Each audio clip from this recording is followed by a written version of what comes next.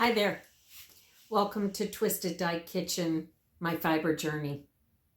My name is Sherry, located here in Kirkwood, Missouri. This is episode 8. I look forward to spending some quality time with you today to kind of walk through some of the paths that I've been on the past couple of weeks. One is my rug hooking, primarily with my portable frame for the Acadia National Park series that I that I have in the works. I've pulled some of my material that I'm going to use. I have some spinning to share with you. Not very much, but I do have some on the wheel, as well as a new spindle that I purchased, which was Happy Mail. I do have a lot of knitting to show you. And the other thing that I wanted to discuss with you is some of the reading that I've been doing over the past couple of weeks that I've really enjoyed. And also how I talk about my journals and how I like to keep notes. So I hope you share some quality time with me, walking down the different paths of the fibery journey, any other journeys that I have. Look forward to having you with me. Grab your cup, whether it's tea, coffee, if you have alcohol in there, whatever your pleasure is, please come join me. Thank you.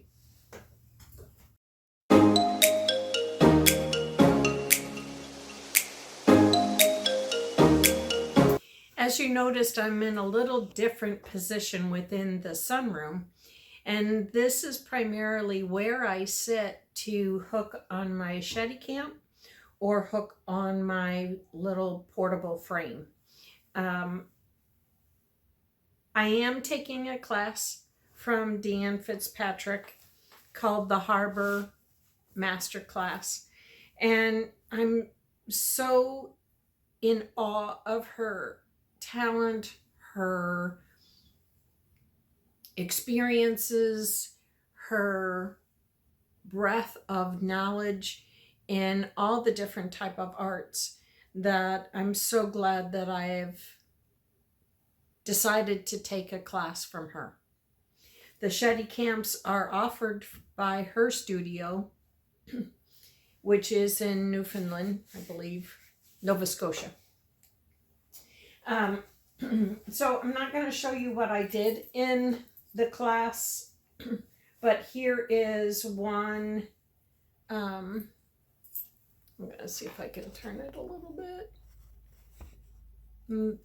Here's a little experiment that I did on the frame, and I'll post a picture of it during either the intro or the conclusion.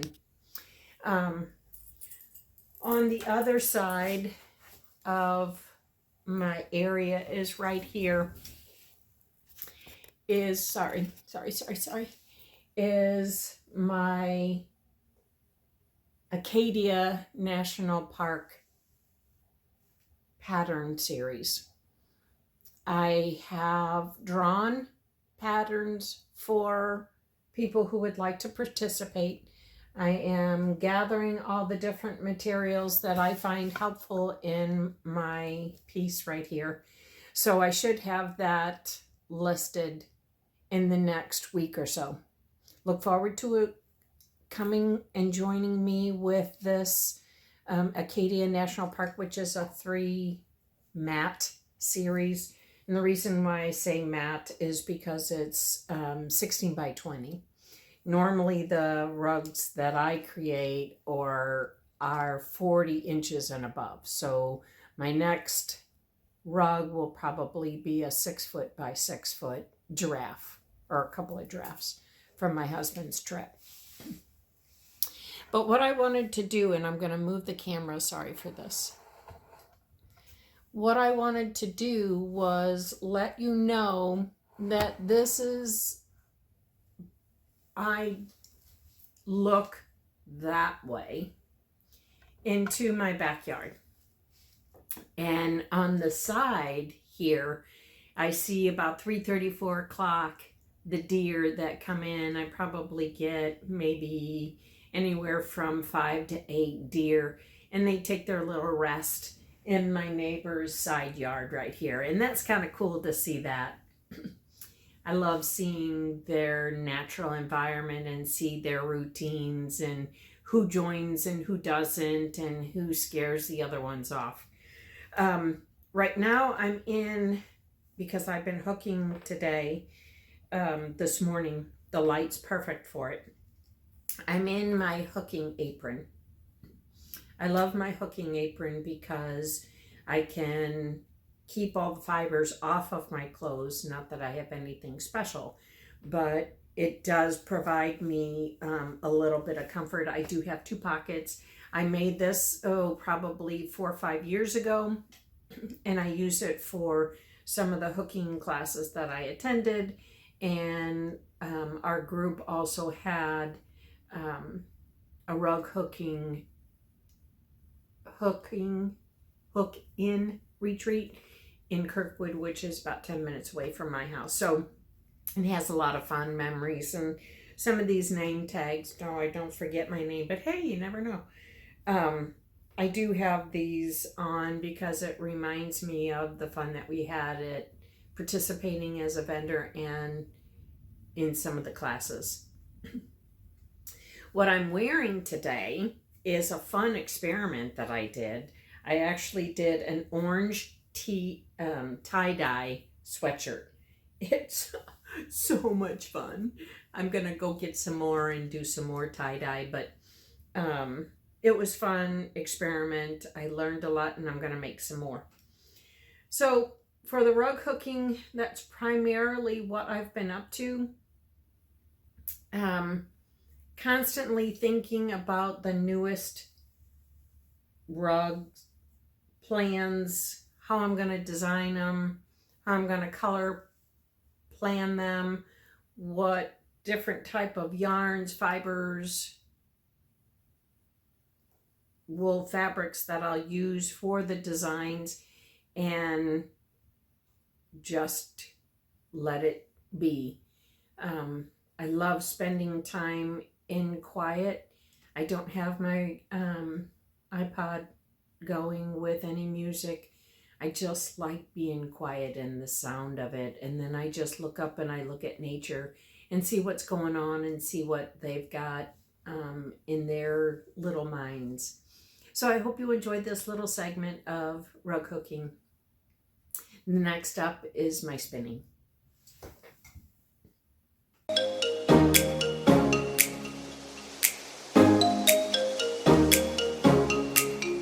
Hi again.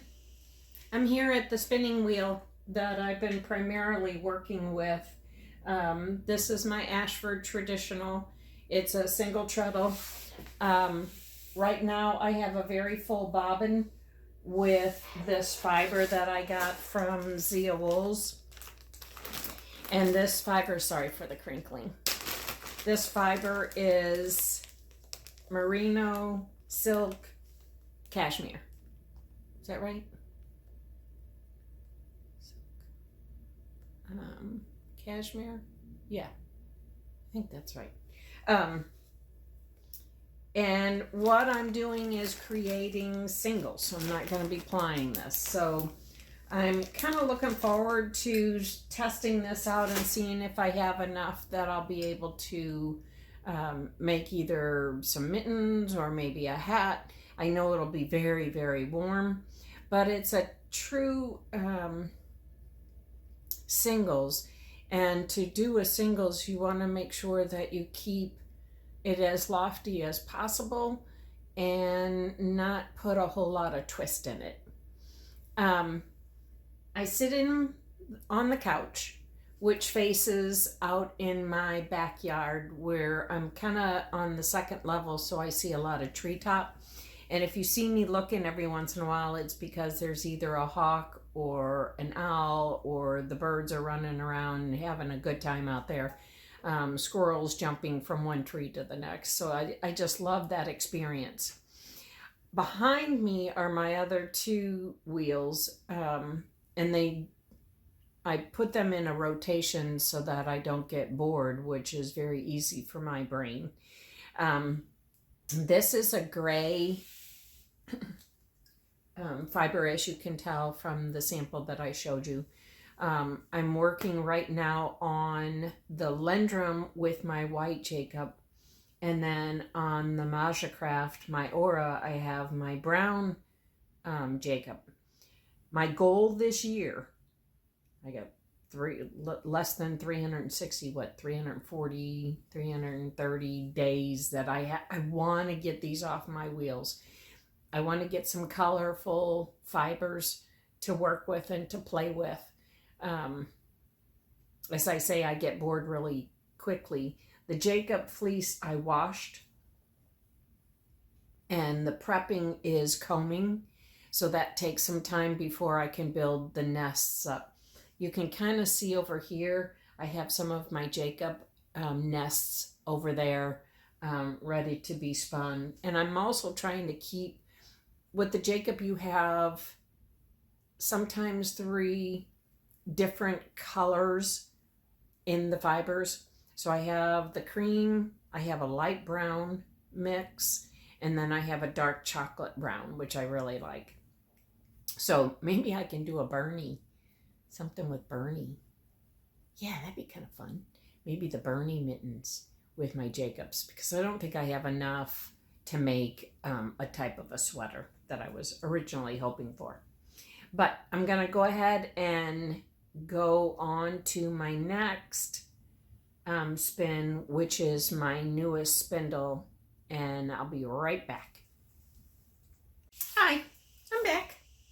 So you remember the green fiber that it's kind of a chartreuse? It's absolutely gorgeous and stunning, and it has a lot of depth to the coloring that it has, and beautiful, beautiful textures. And it's a mixture of different, I think it's wool. Here we go.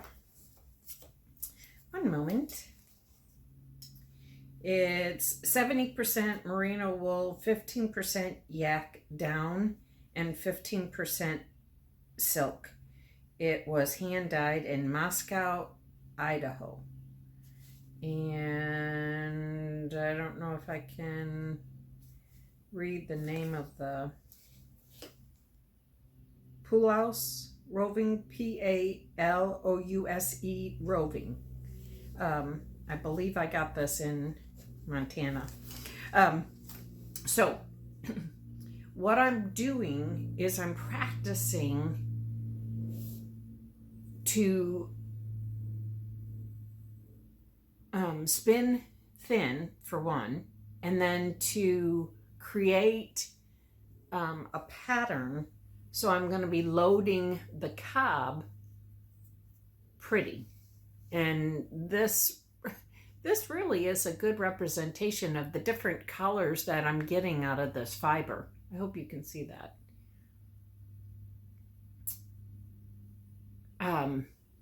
So that's where I am with the spindle from Alan Berry. And you all know that I just love his spindles. But, excuse me for going off frame. The newest spindle that I purchased, and I waited a long time, love this COVID situation we have here. But Long Draw Perry, I think his name is, from London, and he hand created this spindle. Look at this. Isn't this just stunning? Look at that. Look at that workmanship. Beautiful, beautiful piece of burl wood. This is his design, his way of creating a support spindle. Let's see if I can get that to focus again. But what amazes me with each different type of spindle Look at how thin this is. Okay, folks, I don't know how to do, let's see if I can put this, look at how thin that is. To me, that's thin. It just doesn't come that thin for me. I. See if you can see. Look at that. Isn't that just amazing? I am totally in awe of this. Not of my skill, but that I could actually do something this thin. This is lace weight. This is wow. But what I'm really trying to do is load this. See if we can get this to focus again. Load this so that it's pretty. And I'm just experimenting and just playing, but this spindle is just fabulous. I just love it. And when you love your tools, it's never a chore to, oh, I have to do this, or oh, I have to spend some time with this.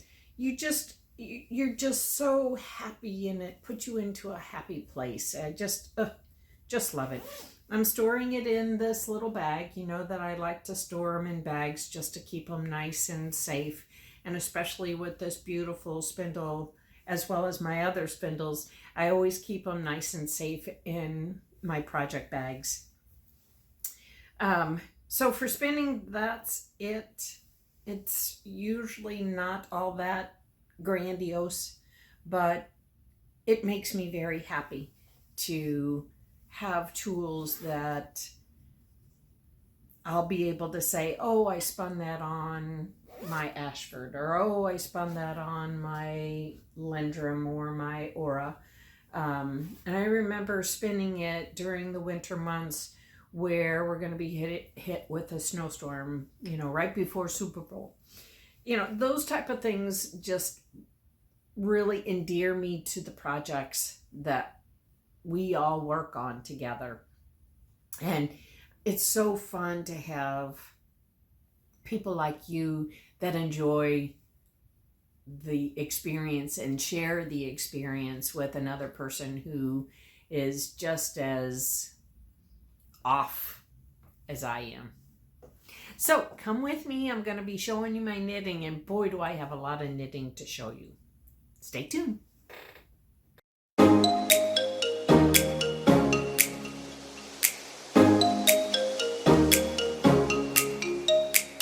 Hi again. Now we're going to go ahead and talk about the knitting portion. I've done quite a bit of knitting over the past couple of weeks. The weather has been kind of on the not so pleasant side. We've had a lot of rain and a lot of really cold, rainy weather. So it's perfect for us to sit back and knit.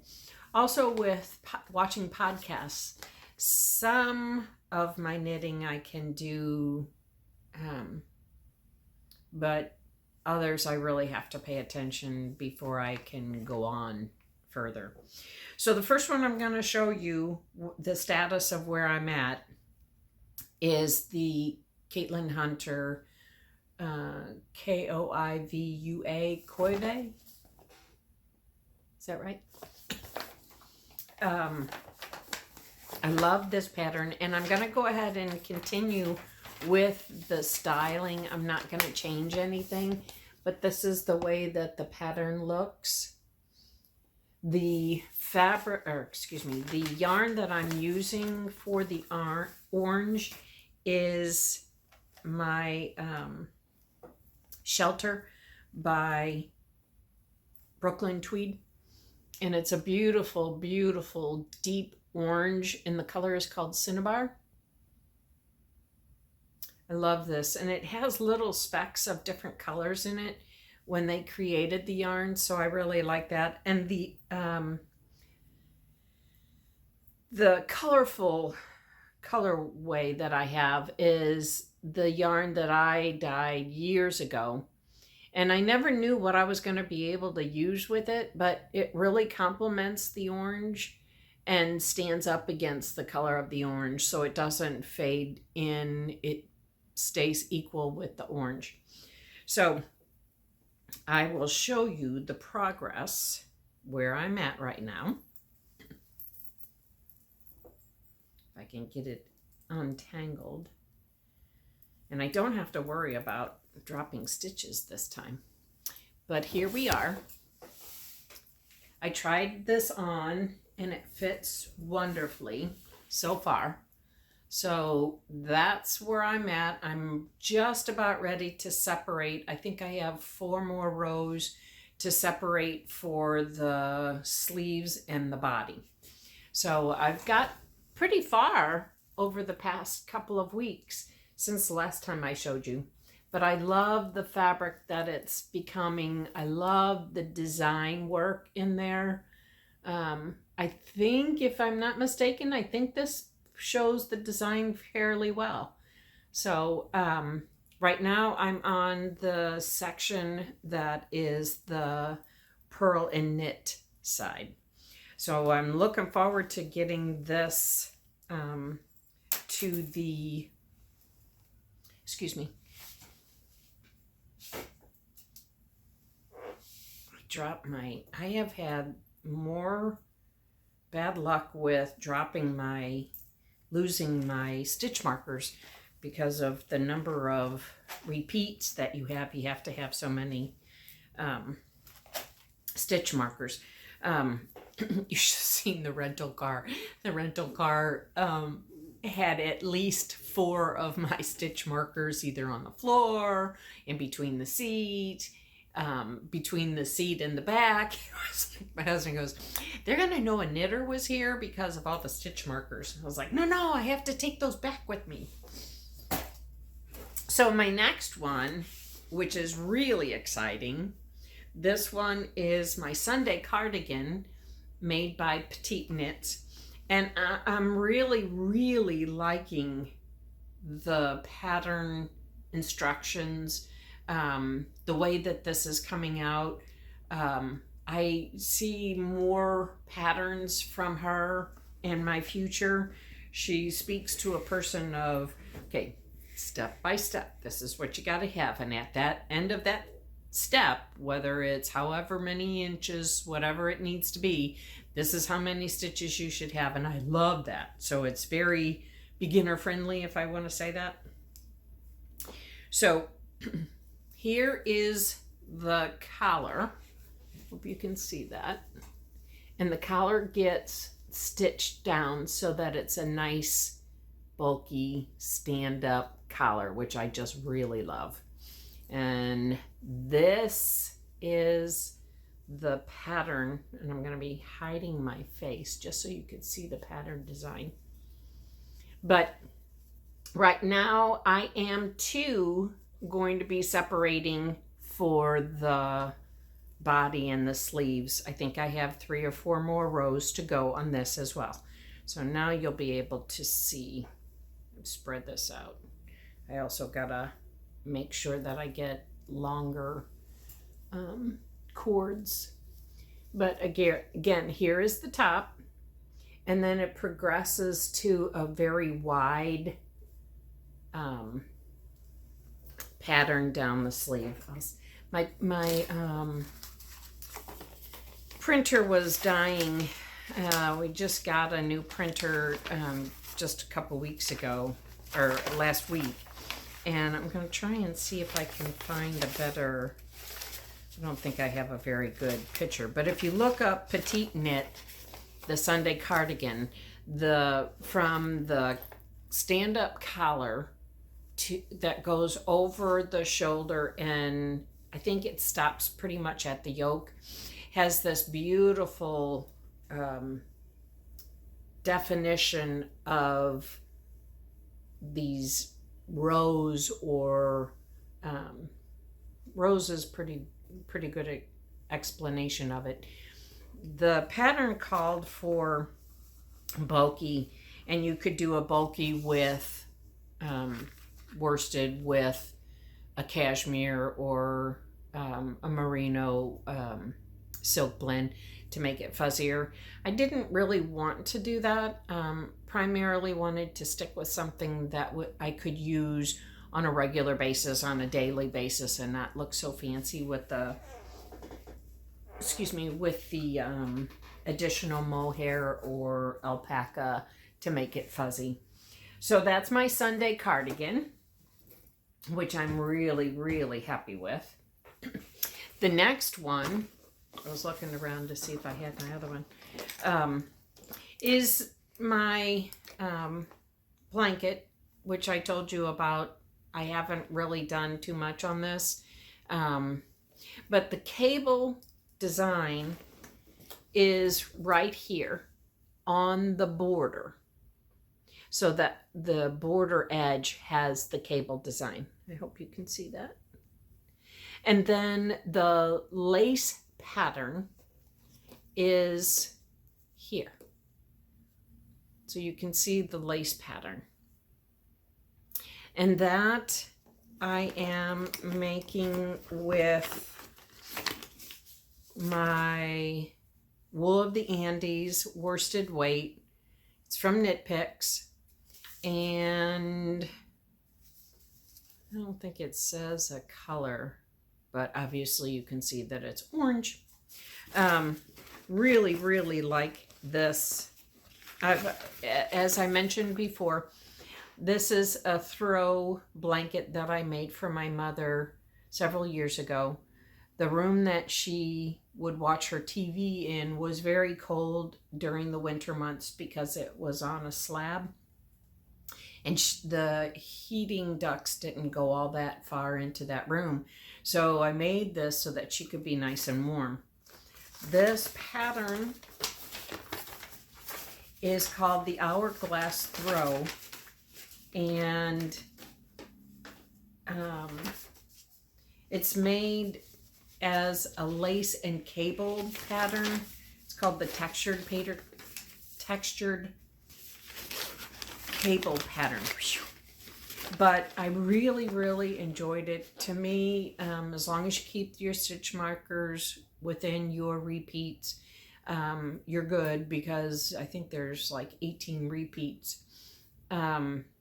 So this project, this is a project that I started, as well as my Sunday cardigan, was a project of the cast-ons with Yarn and Yarns podcast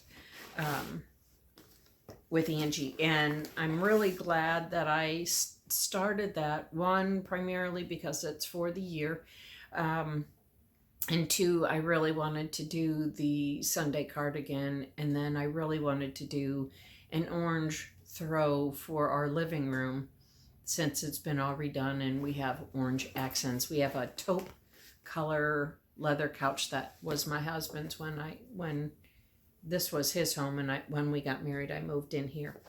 So the next section that I wanted to talk about is the books that I'm reading.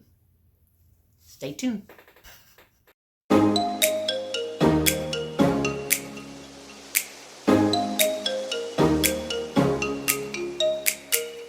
This Christmas, I mentioned, even though we weren't able to see my children or have my grandchildren over, I was able to at least visit with my daughter and get our Christmas exchange in my driveway, which was very different.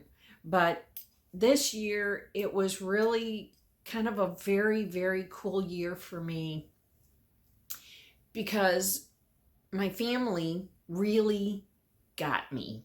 They understood me by what they got for me.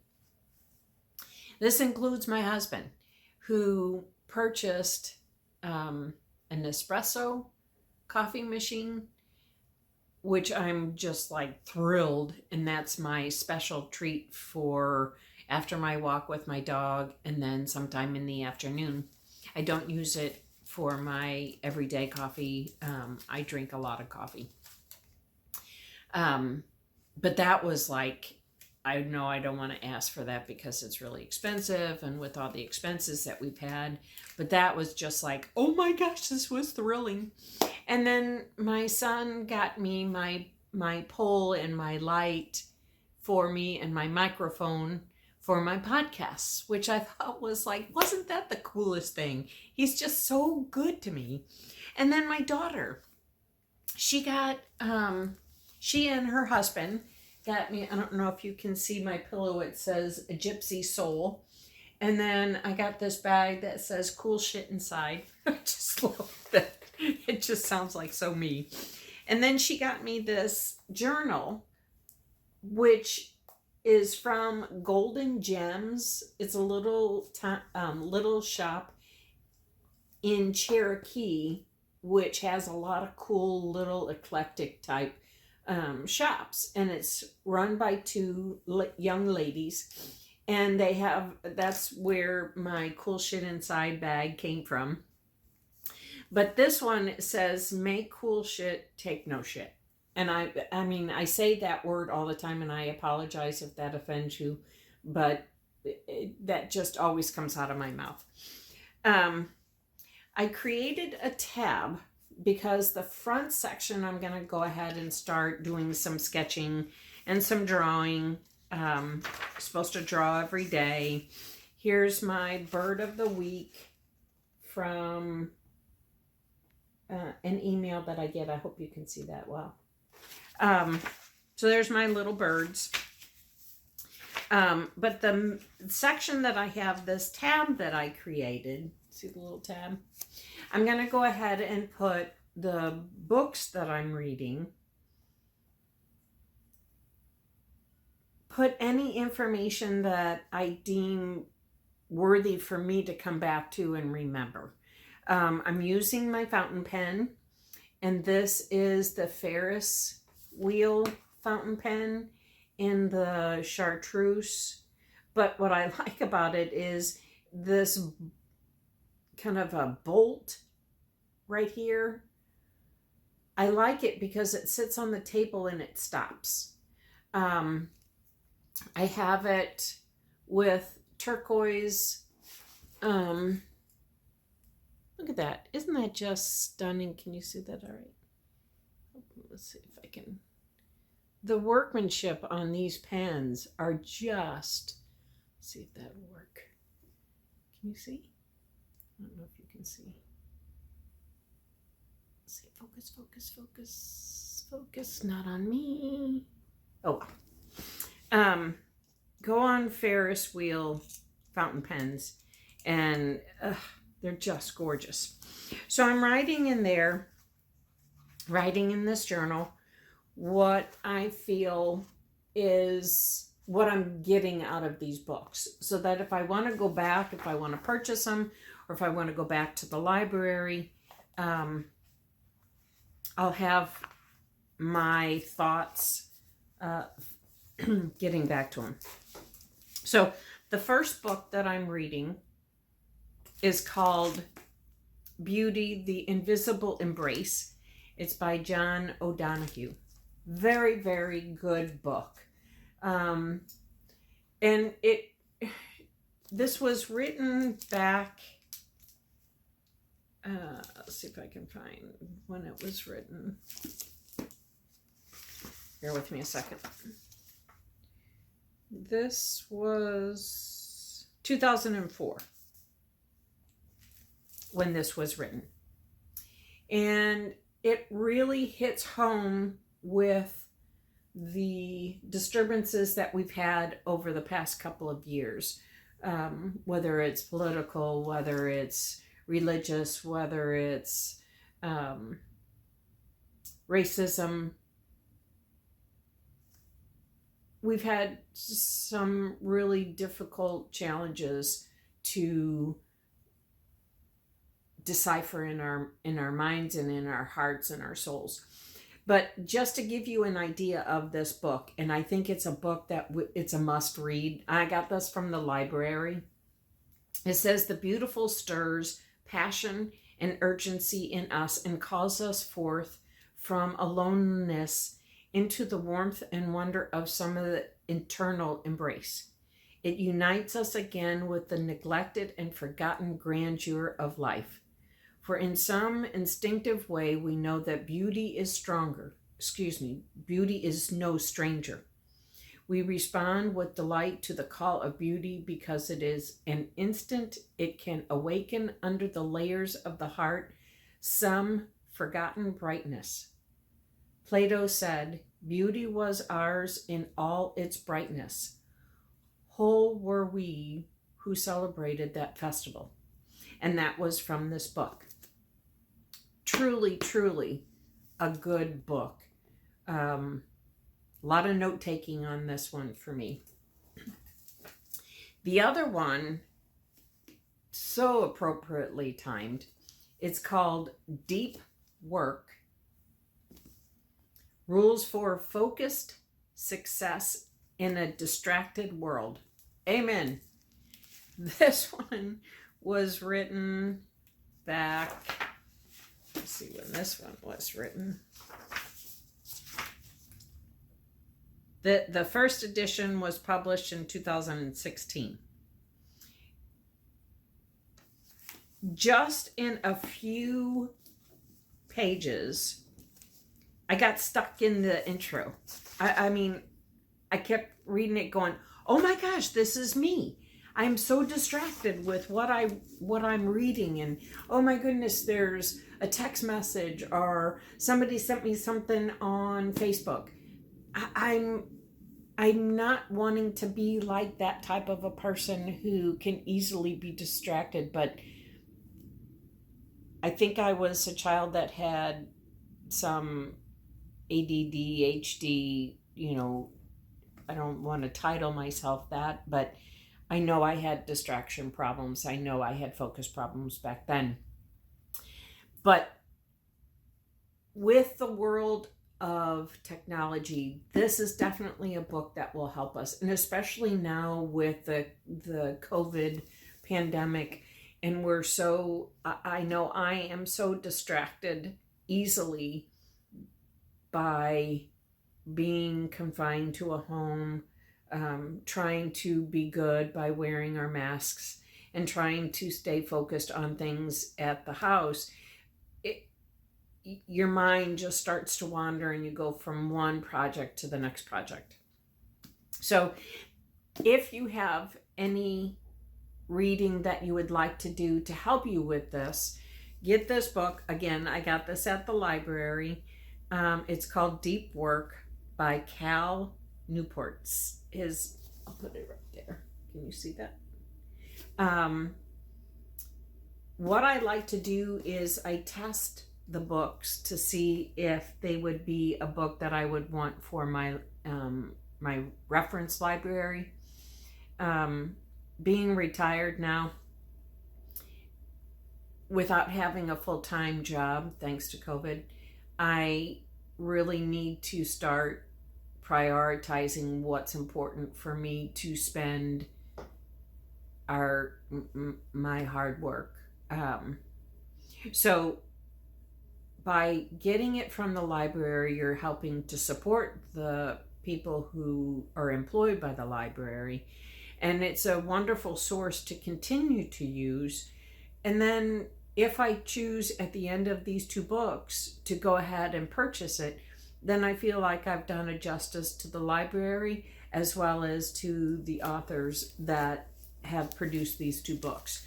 But I have a funny feeling, just on the short reads that I've had with both of these, I think these are definitely going to be books that I'm going to use as reference throughout my life.